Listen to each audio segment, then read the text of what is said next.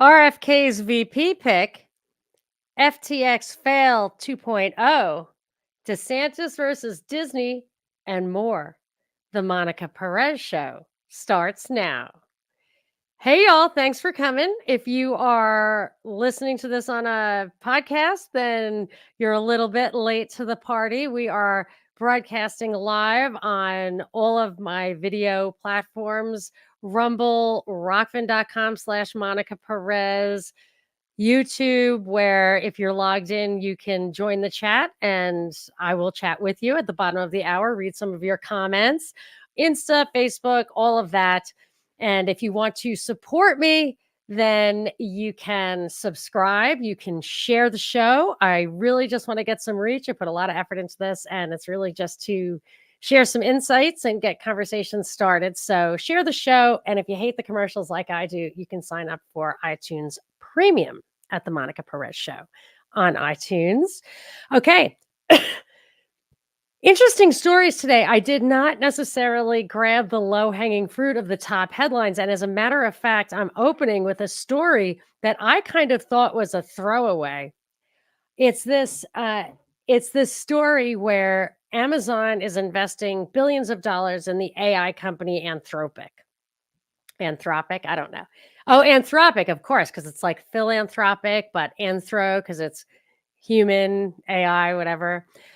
I don't follow the AI stuff closely, but I did a lot of work on SBF and FTX, which is crypto. I don't follow crypto that closely either. So I'm just trying to look at this stuff as a layman and not as an expert. I can't even understand what the experts are saying, even like amateur experts, as it were.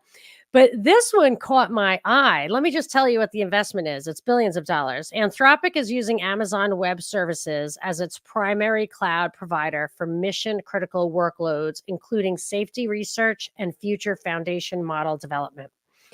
And Amazon is a major investor in Anthropic, and it's a minority shareholder. But I looked into it because when I just clicked through who's Anthropic, or I didn't even click through, it's just in the article. It's an AI company founded by siblings, Dario and Daniela Amodei, it's an Italian name, they say.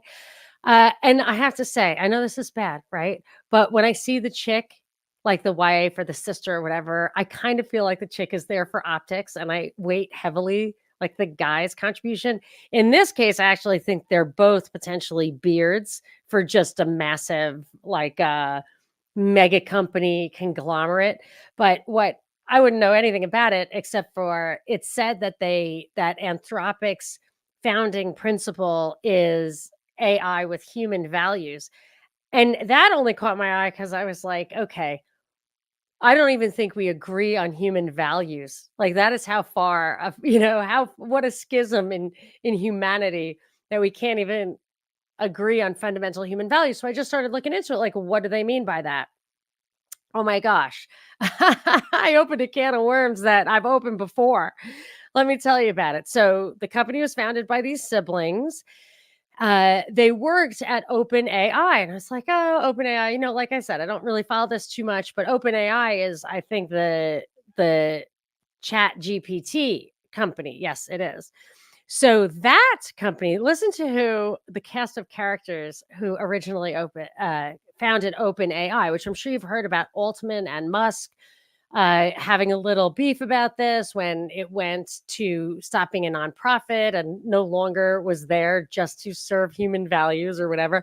But the founders, I mean, you've got to smell a rat when you see the list of founders here. Sam Altman, who I don't really know except for the recent beef, Greg Brockman, Reid Hoffman, the LinkedIn guy who was behind the fake Russian bots that totally altered was it Arkansas or Alabama? I think one of those. It was a big deal. It was Jeff Sessions' seat, and it should have gone to the Republican who was whatever, kind of fringy, went to the Democrat because these guys interfered with the election. And his partner, Reid Hoffman's little consortium were the people who wrote the report for Congress on Russian interference in the election. And they were the biggest perps. I'm not kidding. We did a lot of work on that, the propaganda report. Jessica Livingston, Peter Thiel, super sketchy character, Elon Musk, of course, created person. Others involved from the beginning, Amazon Web Services, who made this additional investment. Infosys, I think Infosys is the company that Rishi Sunak's father-in-law in India owns, which I think is why Rishi was literally installed as prime minister. Like, no democratic processes to speak of, in my opinion. I did a couple of deep dives on that too. And let's see, YC Research. I don't know who that is, but maybe I don't want to know. Anyway, they pledged $1 billion to the venture, but it's much more than that now. Okay, let me read you a little bit about OpenAI. It released ChatGPT. It was formed in part on the principles of effective altruism. So does that ring a bell? That was an SBF thing. So it says a broad social and moral philosophy that influences the AI research community in Silicon Valley and beyond. Well, it must include crypto because SBF was a big believer in that.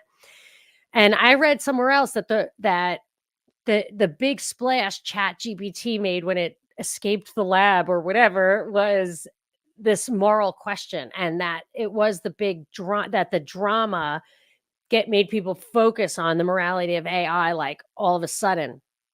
And I wondered why they acted like that thing was like, oh my gosh, it escaped from the lab or whatever the story was. I'm being funny, but like, it was basically that story, a little lab leak or whatever. And I feel like there had to have been a reason. And the reason probably was to have it like an initiating moment where they could decide how they were going to frame the conversation. And what I've read lately makes me think that's true. Some followers, I think this is Wiki, live in private group homes where they can brainstorm ideas, engage in philosophical debates, and relax playing a 4-person variant of chess known as Bug House. Again, that was the FTX thing. But it's also very Silicon Valley, the show. So if you watch that show, like there was like an incubator house. Anyway, the movement includes people devoted to animal rights and climate change. God help us. Drawing ideas from rationalist philosophers, mathematicians, and forecasters of the future. So just a note about when I did look into the SBF thing, I looked a little bit into the effective altruism. It seems very artificial, very created. Likely it's a way to get AI regulation or the totalitarian technocracy justified on moral grounds or ethical grounds, just the way we have humanitarian wars. This is going to be humanitarian totalitarian technocracy. But in practice, these people who are too young, I think, to understand the folly of their ways, they're intellectual or fancy themselves as such. It seems very elitist.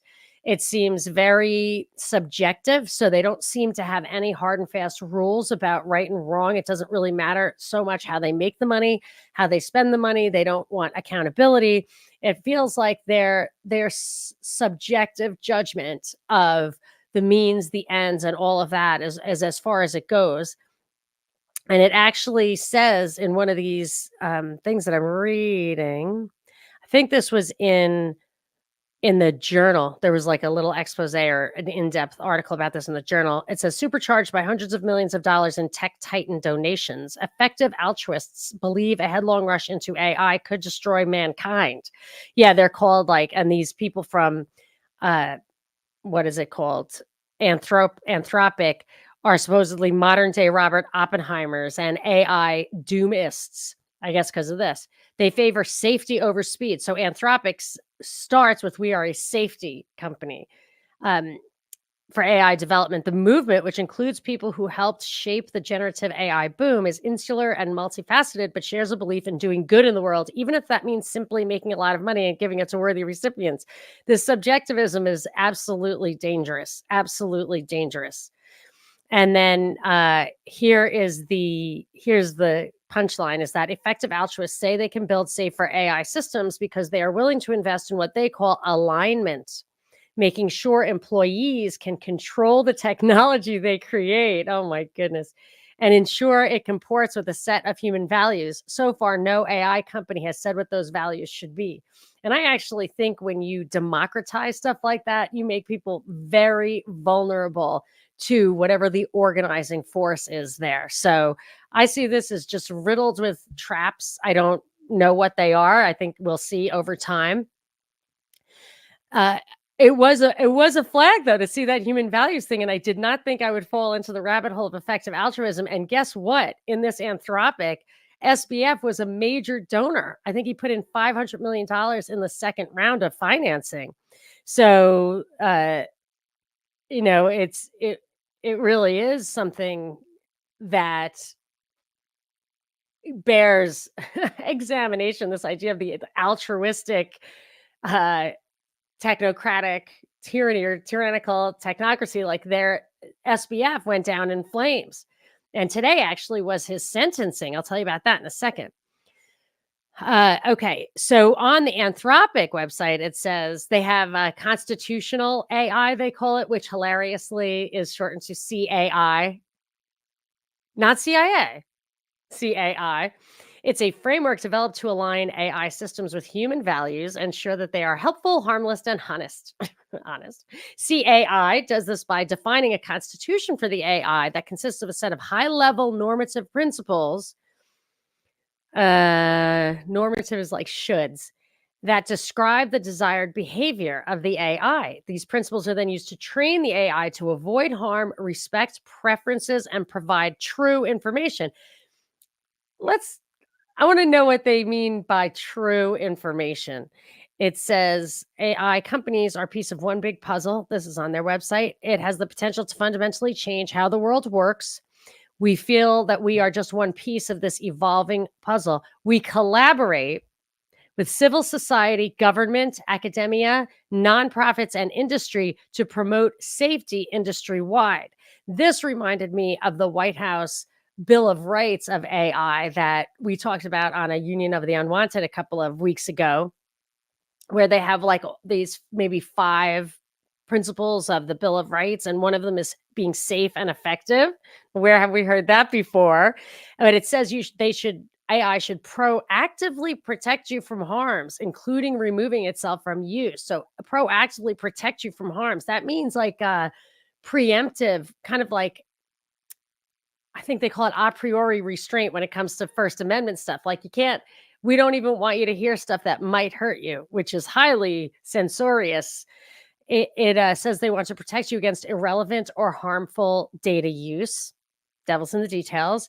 And then it goes on to say, as a DEI thing, like you can't be discriminated against. It says they're going to use disparity testing and mitigation to see if algorithms end up discriminating. That wasn't a quote. That was just my paraphrase.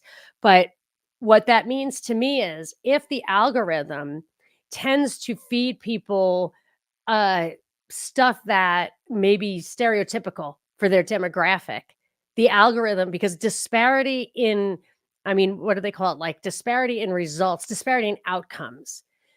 That kind of thing is considered de facto racism, even if it is actually, it's kind of almost an inversion, because what it may be is a reflection of a true situation. Not culture can be stereotyped sometimes. And, but I don't care about that. I'm not saying they should stereotype, but that's what this stuff is. When they predict what you want to look at next, they're just looking at let's just say they're just looking at your personal behavior. But if the algorithmic outcome may feed into a stereotype, they might lead you away from things that you normally would see, or that you want to see, or that a normal algorithm would get you to see. So it seems that this is going to be very manipulative. I'm sure there are way more sinister implications than anything that I kind of saw or am prepared to predict at this point, because I'm not in the industry or anything. But it was so funny. I had absolutely no expectation that those two stories would connect with each other. Really not. But I did have on my radar that SBF, Sam Bankman-Fried, the founder of FTX, about whom I've done several shows, which I'll put in the show notes to this show on monicaperezshow.com, that he was sentenced to 25 years in a medium security federal prison. And there, because of certain ways that it works, someone in his position could have his sentence cut in half. And also there could be work release programs. There's different things that could happen. I will tell you, I do not believe in these guys serving hard time, because I think this whole thing was a setup, until I see it. And sometimes not even then. So with all the guys who went down under Trump, Roger Stone and Manafort, and who was the lawyer, Michael whatever, and even General Flynn, I just, until I saw them in jail for years on end, I wasn't believing it. And you know what? I don't think any of them served even a year in jail. I think Roger Stone probably went on purpose for a little while just for fun, but he got out seemingly unscathed. The Harvey Weinstein thing, I don't know if he's in jail or not. And I mean, even when it comes to like Jeffrey Epstein was in a country club jail, I don't believe Ghislaine Maxwell is even in jail right now. I thought maybe she was dead, but she has a very powerful family, so I doubt that. Who else? Johar Tsarnaev, would they tell us he's in jail, but he's, in my mind, definitely dead. Like, no question about it in my mind. So we don't know this stuff. Also, FTX was in the newspaper today because apparently, so FTX was the business that went under when Sam Bankman-Fried went under. It was the thing that, imploded in a blaze of glory with the vicissitudes of crypto and his own malfeasance. So they gave it to a guy, John Ray, I believe, who was a complete dinosaur. I think he was the Enron guy. And he was apparently in over his head. So in my mind, like, for them to let us see that, it was intentional, and it probably is a cover for, or it was like an excuse for what they intended to do, which was simply to make investors whole, which they did, rather than reboot the company and actually get those people more money. And supposedly some of the investors, some of the people who were impacted by the bankruptcy, are not happy that they just got their money back, because Bitcoin and crypto stuff has gone through the roof since then. So they missed out on this tremendous opportunity.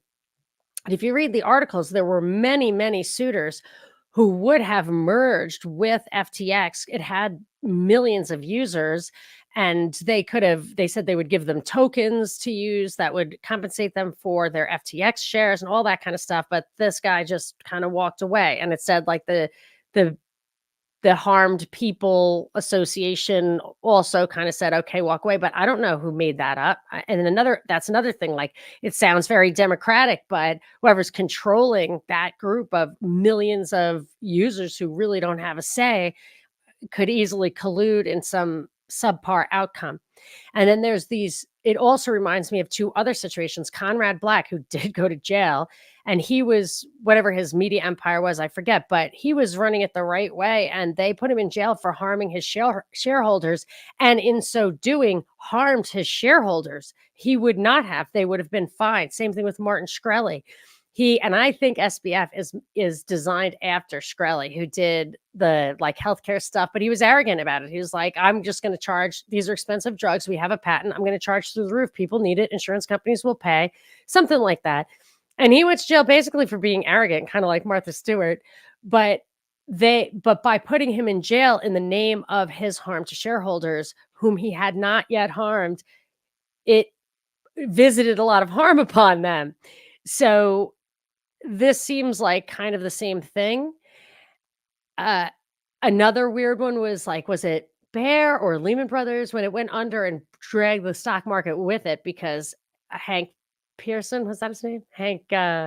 Henry Paulson got up and said, oh my gosh, the world, the sky is falling. And it created that big bailout fund and all that kind of stuff. Barclays always wanted to buy that, whichever one it was that went under, that was the real trigger, and ultimately did buy it, but they were not permitted to buy it by the regulatory authorities, I think, because they wanted to wait until the damage was done, wait until their policy objectives were met. So anyway, I think the whole SBF FTX thing was an elaborate ruse to regulate crypto, in keeping with this idea of effective altruism, that I am going to make money however I have to. I'm going to hurt whoever I have to, because the bigger picture, the long-term thing is crypto needs to be regulated, because regular human beings are too idiotic to understand the power they have to harm themselves. But in fact, it's the power, and on a collective basis, you could harness the power. Whereas when it's just individual, it would not be so harnessed. So I've done a lot of work on that. So you can go listen to my old shows if you're interested. Okay. I've been thinking about the bridge, the Key Bridge collapse. And I was very super sad about the people who are right away. First thing I thought of were the people who died, the 6 people. The next day, was it today or yesterday? I woke up all over the news. Oh, we feel so bad for those people. But before they even said that, they led with the government workers who saved so many cars that were going to go over that bridge at 1 o'clock in the morning need high praise. Yes, we lost some migrant workers who were on the bridge at the time, but yada, yada. I'm like, you know what? Don't give me always lead with how first responders. And as a part of this research, I went back to the Angela Chow story where Mitch McConnell's sister-in-law ended up in the drink and died in her Tesla submerged in a pond on a ranch. And even her own father, this billionaire, I'm sure, is genuinely devastated. It's like, oh, thanks so much for the first responders. It took them 24 minutes to get to her, and they didn't get her out. And I think that was, I don't even think that was their fault, but she was dead. And it looked like it took a long time for them to rescue her. Something weird went on with that story. But it was strange because they said that of these 6 guys, 2 of them were found in a vehicle that was submerged under the water. That is what happened with Angela Chow. And the Wall Street Journal, like not that long ago, last couple of weeks, wrote this story about how, what do you do when you're submerged underwater? Like this thing that happened to Angela Chow, like that could happen to you. I'm like, I don't know. Like that story was very fishy, if you ask me. But now all of a sudden, like it's just things like that just pop up in the news. It's very weird. They said that they did a report and said that she had alcohol in her system. She was driving from the back house where she was having like a girls' party to the main house where I guess she was sleeping herself. And this is the news on this most recent. She was doing a K turn and accidentally put the car in reverse. But you do put the car in reverse for a K turn at times, but I guess it was the wrong time. And she called them. She said this article said that she was on the phone with her friends for 8 or 9 minutes. And it was not, I don't know. The story is very sketchy, but they wouldn't have a recording of that call because it wasn't a 911 call. Anyway, it's very upsetting. Now, a few things the biggest thing I thought about this bridge, I saw that it's the Port of Baltimore, it imports or exports or both cars, vehicles, roll-on, roll-off stuff, it said. Also did coal, also did LNG, liquefied natural gas. And I'm thinking, LNG tankers are serious stuff. I've told you about this before. And I thought, LNG, like they're really trying to push LNG. Was that bridge up to snuff? It was a 50-year-old bridge. Was it tall enough? Was it wide enough? Like maybe they wanted to put LNG tankers through it. So I looked at a picture of an LNG tanker. Oh, I wish I had one handy. Dang it. I should have set that up. They're ginormous. They're ginormous. So to the extent they wanted to push those things through, I wouldn't be surprised if they would have preferred a different bridge. And you know what happens with the bridge going down in this way? Hats up to Carol. The insurance is going to pay out, I think, $4 billion. So right away, if whatever the Corpo governmental continuum wanted to replace that bridge and thought they would have 2 fights on their hands, a nostalgia fight, and there was nostalgic. There's a whole nostalgic thing in the newspaper today. One of the journalists lives near there, and you got to hear his, you could almost hear the tears fall from his cheek as he doesn't see the bridge anymore, sees it in shambles. So nostalgia, historical, whatever, there would have been a fight. And there would have been a fight of the taxpayers paying for a new bridge to accommodate private industry, I presume. I can predict. So now they have the money. They don't have to ask permission to blow up the bridge. And here's another thing. Angus and I were talking about the Tappan Zee Bridge, where what they did was they built the Mario Cuomo Bridge alongside the Tappan Zee Bridge, which there was nothing wrong with, as far as I could tell. Even they said there was like some wood pylons or whatever, but I'm pretty sure they're meant to be replaced, but I don't know.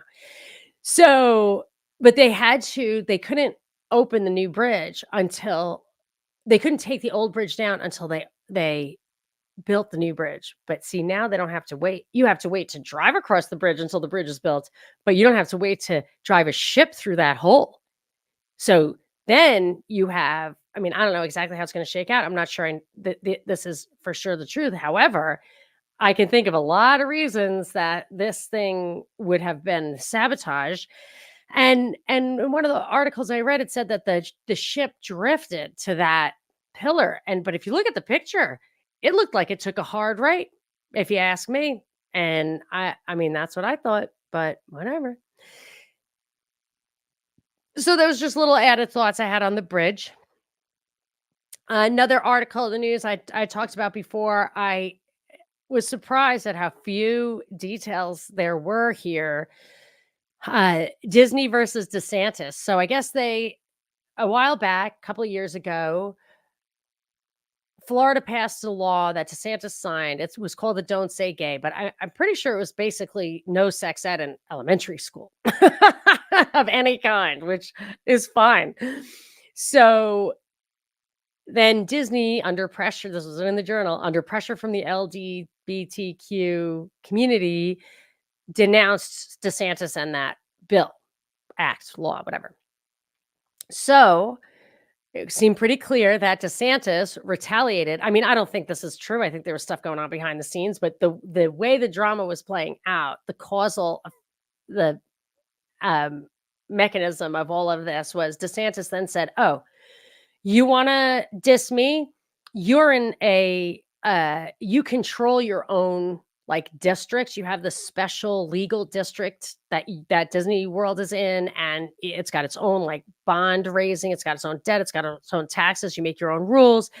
Yeah, that's over. That's over." So since the last time I talked to this, he replaced the Disney people who ran that town with his own appointees, including some political donors. And but it seems like the big thing, which was, oh my gosh, if he takes this away from Disney, there's $1 billion of debt that like the people who live in this town might have to pay. I couldn't find a definitive answer on this, but it looks like Disney that not a lot changed during this little changing of the guard. That it looks to me, I could be wrong. If somebody knows, you can answer. You can tell me.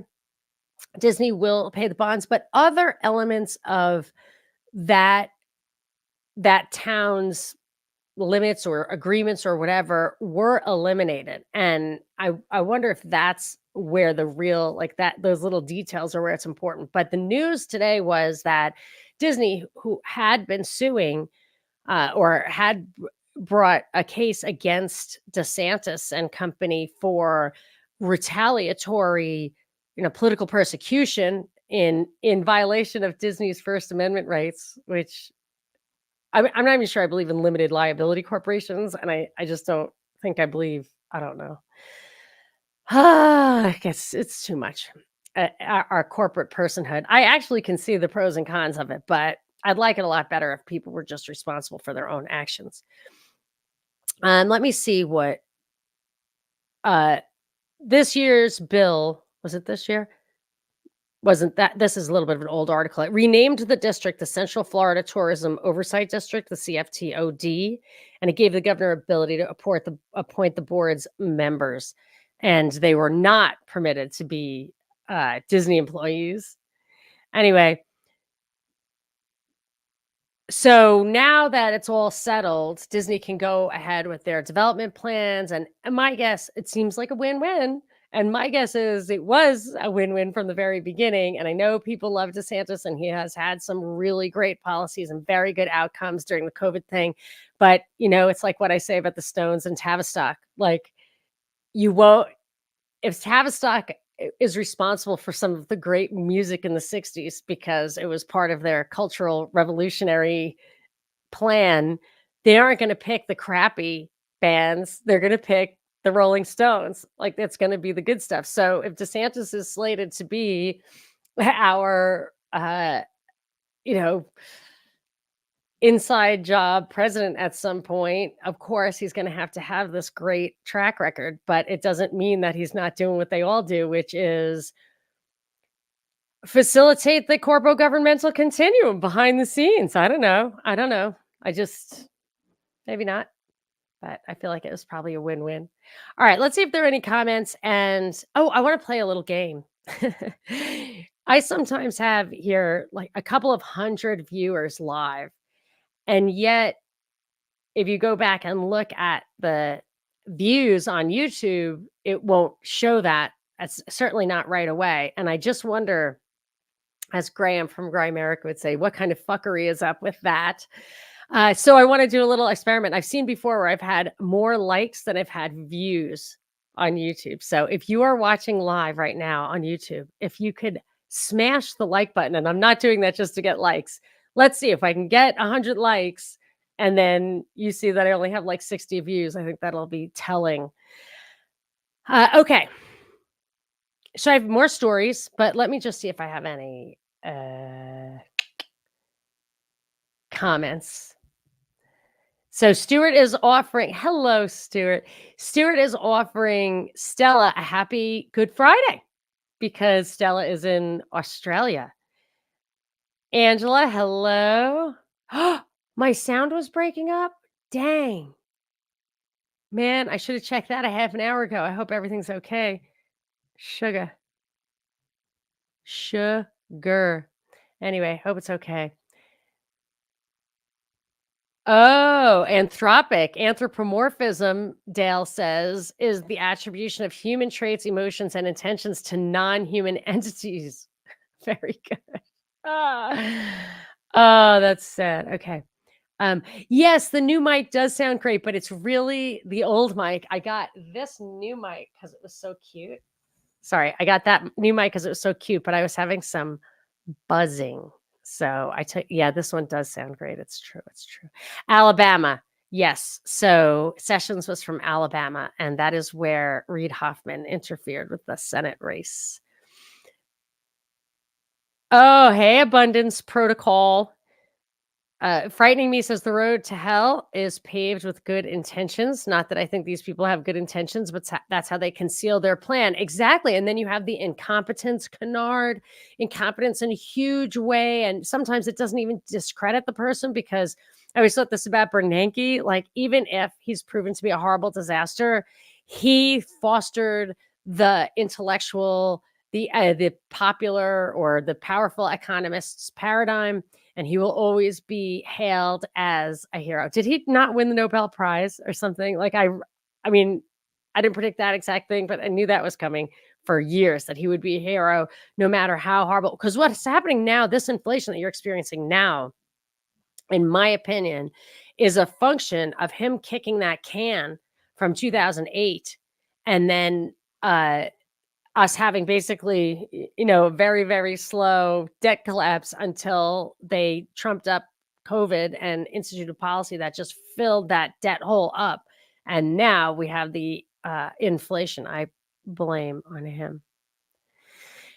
So Kevin says all the news is scripted. Agreed. FTX was just a script. Yes, there's no evidence anybody was harmed. It was out of pocket. Totally agree. We also haven't sent any dollars to Ukraine. Just gaslighting.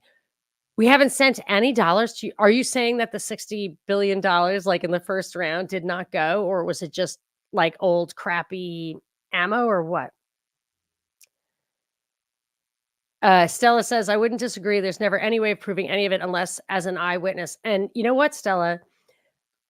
I have known people who have been very close to things that I just don't believe for 1 second are real. And if there's just a couple of degrees of separation away from you and the event, I'm telling you, people will go to the mat as if they've seen it themselves. Like, it's really crazy. Like, you get this kind of like second order quasi eyewitness effect, which is pretty compelling. It's very convincing because people really, really believe it. They almost think that they've seen it themselves, but they have not.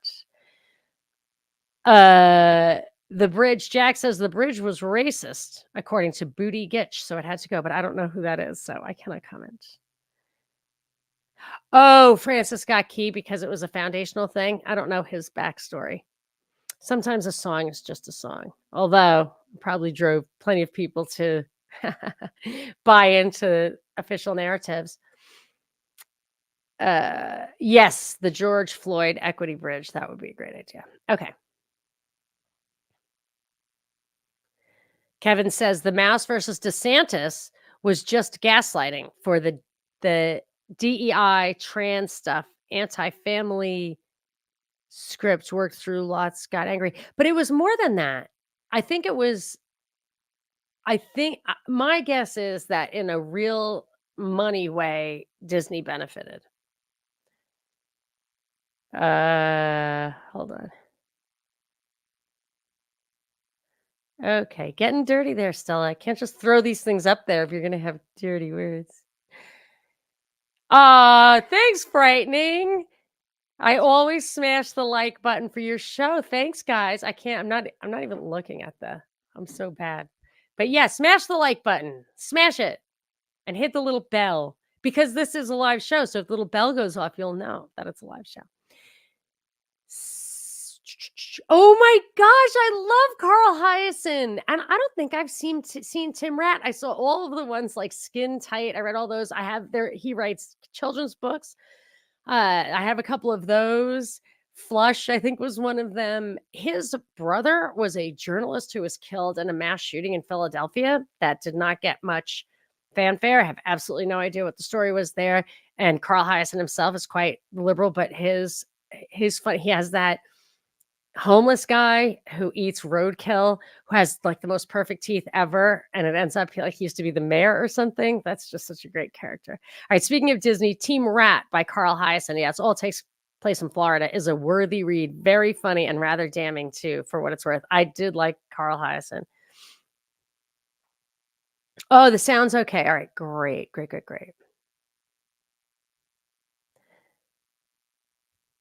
Oh, wow. See, this crowdsourcing of information is so fantastic. Thank you all for pitching in. Kelvin, that bridge was hated by the locals. Narrow and very highbrow, made people afraid, sick. The crash also bypasses years of planning and red tape.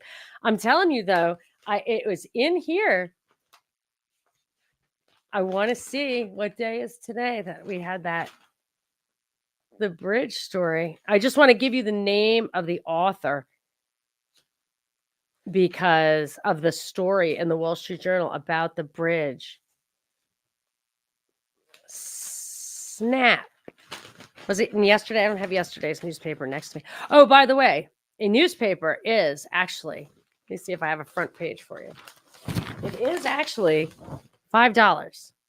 So for less than the cost of the newspaper, you can have my show commercial free on iTunes. Okay. Getting distracted.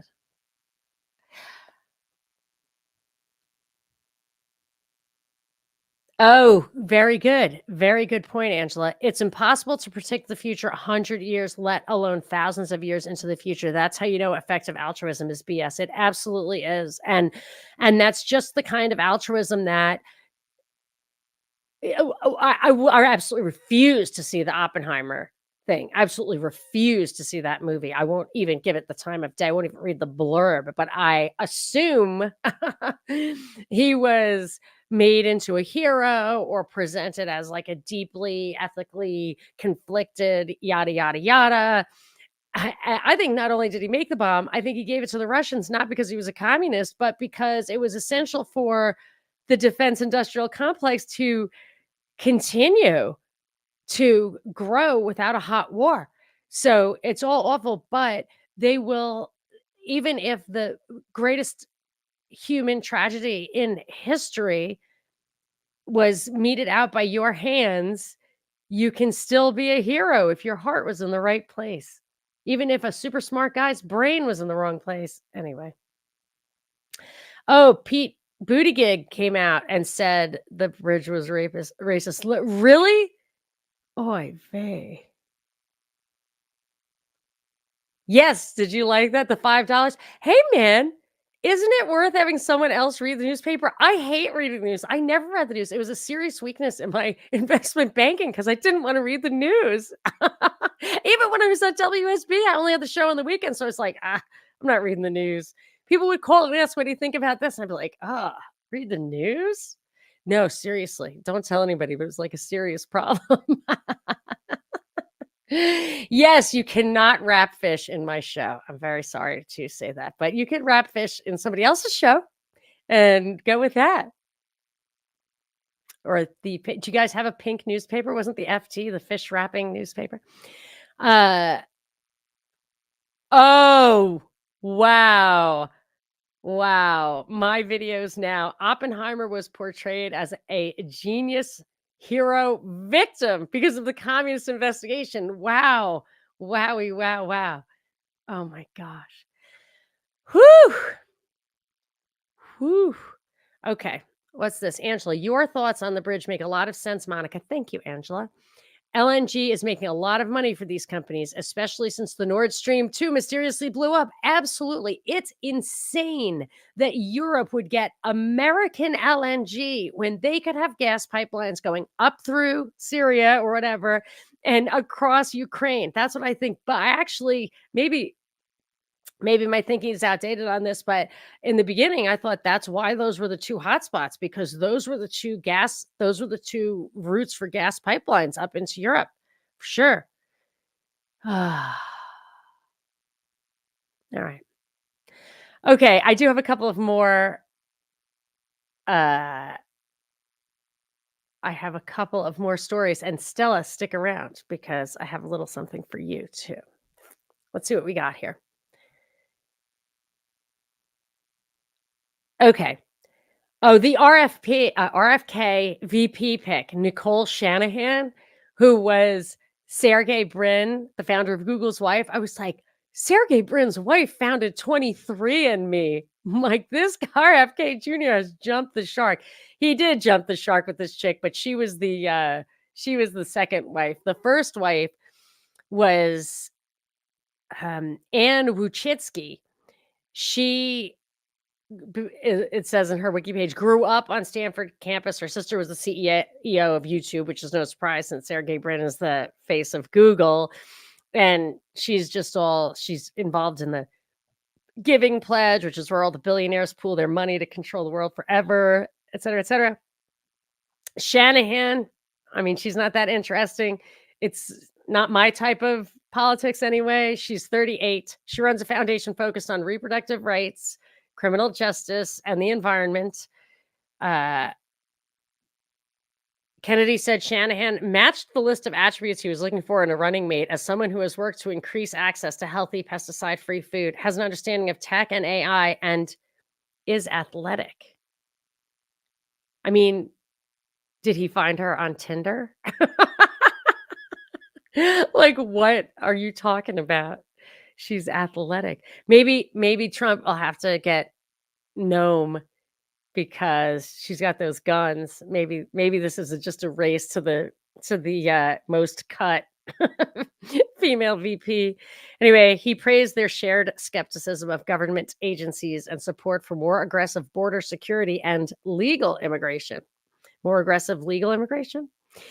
Anyway, he said it's actually the legal immigration that's going to knock your kids compete with your kids for spots in college and good jobs. I mean, I'm not objecting to it per se. I'm just saying the illegals are the ones who will help you elevate, whether that's fair or not. I'm just saying.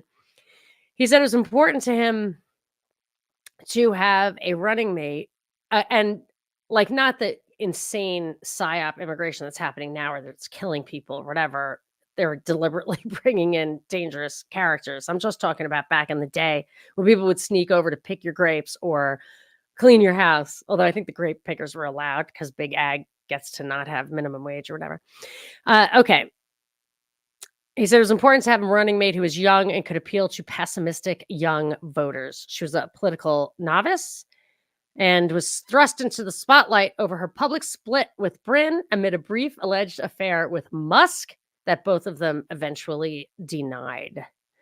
She said she aligns with Kennedy on issues such as vaccine skepticism and the environment. So, given that I think everything's fake, including him, I'm guessing that the focus is going to be climate lockdowns or whatever, rather than an end to or an expose of vaccine harms. I don't know. Could be wrong. Okay, I've got a few more things, but I guess they will have to wait. Although this, I have to tell you, the IRS has 2020 refunds, and this happened to me. We had a refund from 2020 that we never got, and our accountant was like, "Yeah, it's just taking forever. It's just taking forever. It's just taking forever." And then when we bought this house, we needed the money, so we called the IRS, and they're like, "Oh yeah, there was just a hold on it for this reason. Like, we'll send you a check right now."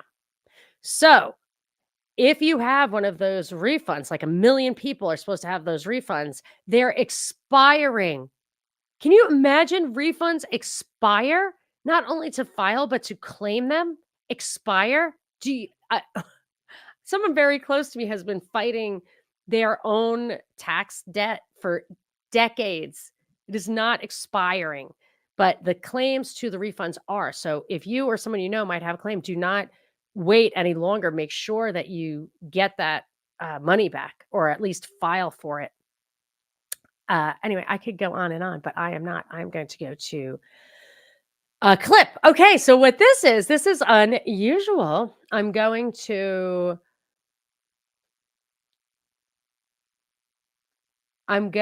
play this clip. It's a clip from a show that I'm bringing to you. I'm going to live stream it next week because I am taking my special guy. My husband and I are taking him on spring break. So the other kids can handle spring break themselves. I've never been a big family vacation person because going with a kid who has Down syndrome, you need a vacation after that kind of vacation. So when I take him away from his structures, I'm running around constantly. But I want to, and I hate to take off because we're in a rhythm here, getting together on Tuesdays and Thursdays. But I that's what happened last time. I could not continue at the pace that I had set to myself because I didn't have enough time for my family. So I'm taking it. But we're going to live stream. I have a show with Jim Lee and the lovely Stella from Australia on what are the lines in the sky. And the answers might surprise you. But what we're going to do is we're going to stream it live here next week on Tuesday and Thursday at 2 p.m. Pacific, 5 p.m. Eastern. So you guys can come and chat and everything. I won't do a newsreel, but it'll be well worth it. So I will leave you with this short excerpt from that show. Same thing they're saying here, that if we make cooling contrails during the day and we melt them away at night, then we can geoengineer with pollution that's already making clouds. We just need to kind of reconfigure it to cool the planet. Recent work in the margins suggests cooling contrails are worth investigating, even though decide to sidestep the issue of geoengineering and form a governance subgroup to decide if this is legal or not.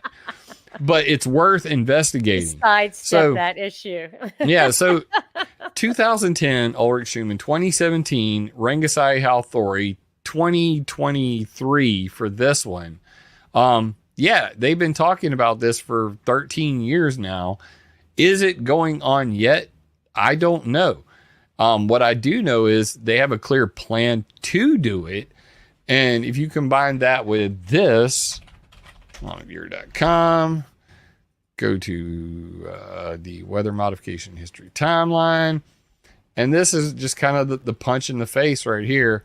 Let's click artificial clouds. And this is such a great site. I mean, it's just ridiculous. It's my fun place. I mean, isn't it ever? I know that. Amazing. You just get lost in there for hours. Yeah. You have that Brennan clip where he's just like, oh my gosh, geoengineering is so cheap. We think geoengineering is a great idea at the CIA. Gosh. Now that I'm head of the CIA, I get the coolest stuff. I get to play with all the toys. Killing me. Oh, Lord. There it is. So, yeah, there's this. geoengineering with jet fuel. Oh yeah, fuel system for vapor trail control. Nice. When was this patented? Yeah, this is the patents. All the links and the references are on the page. Right. But this is basically here. I'll send What you in the decade private do you chat. think? I could check real quick, but these are Don't recent. worry about it. Yeah. How to seed. Use commuter aircraft with their jet fuels doped with aerosol generators like sulfur. Also, the use of UAVs or blimps for aerosols dispersed could be considered. Even tall stacks of coal-fired power plants to geoengineer. And this one literally shows exactly what I'm talking about. Spraying stuff. It's not extra tanks on the bottom of planes. They don't need them. Now, that's not to say that but the that's CIA when pilots and mechanics and stuff will tell you there's no spraying because there are no sprayers. they don't need them. I mean, the tailpipe. This entire page is filled with about 30 different peer-reviewed journal entry, publications where they talk about adding sulfur to the jet fuel specifically.